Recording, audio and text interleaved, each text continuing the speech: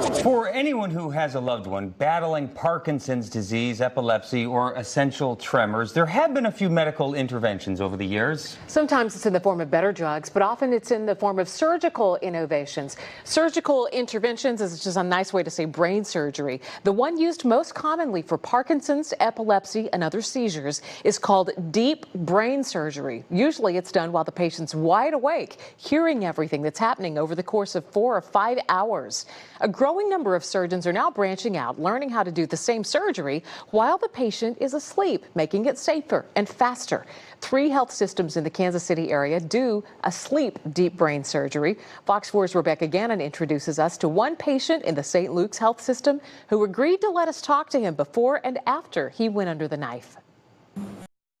Real slow disease, nothing happens really fast. Parkinson's disease starts with the little things. I heard somebody explain it as a snowflake effect, where they slowly accumulate. You don't notice them as a single blow, but there's an accumulation. For Brian Richards, it was a shaky hand.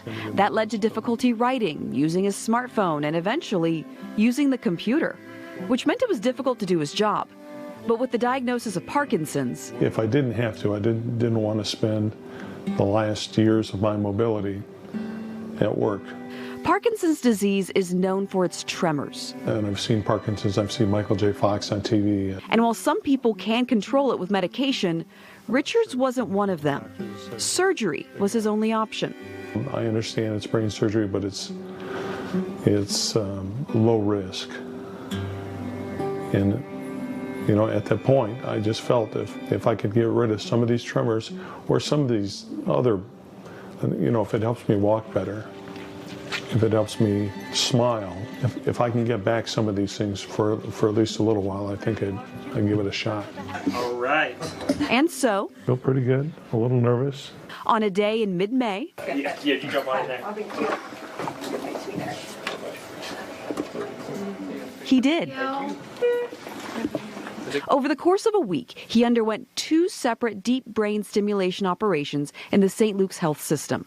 The first operation involved implanting 2 nodes deep into his brain and running transmission wires down the side of his skull to his ears. St. Luke's provided this video and this from the second operation, which ran the wires the rest of the way to a receiver implanted near his heart. It's really not a big deal. It's pretty easy.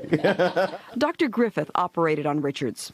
While deep brain stimulation is not unusual, what Dr. Griffiths does is unusual. Normally, the patient is awake during deep brain stimulation surgery. You're awake for the smell of the cautery and you're awake for the drilling.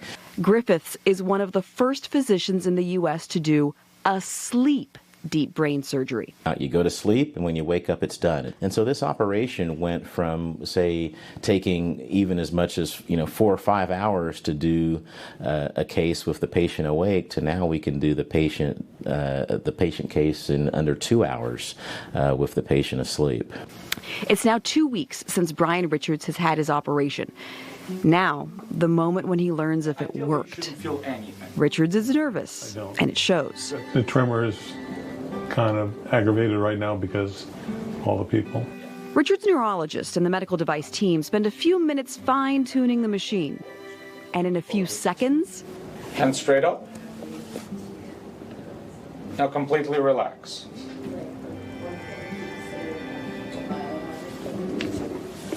So, tremors are gone. The tremor that plagued Brian Richards for years vanishes. Sticks with me for the next day and the day after that and all the days after that. I'm in good shape. Yeah, it's like the last few years didn't happen. It is now a month and a half since we first met the Richards family, and 2 weeks since the device seemed to calm his shaking right hand. I don't know, it just seems kind of normal. I mean, as soon as he hit the switch, I didn't have tremors. I mean, they were largely gone. It was the most natural feeling in the world. The tremors can come back. But the implanted device gives Richards the ability to control them. Now remember, this device is only for the physical tremors. The disease is cause a myriad of other conditions, including quiet speech and hallucinations. But to Richards, losing those tremors was as simple as going to sleep and waking up. For him, it's a dream come true. Rebecca Gannon, Fox 4 News.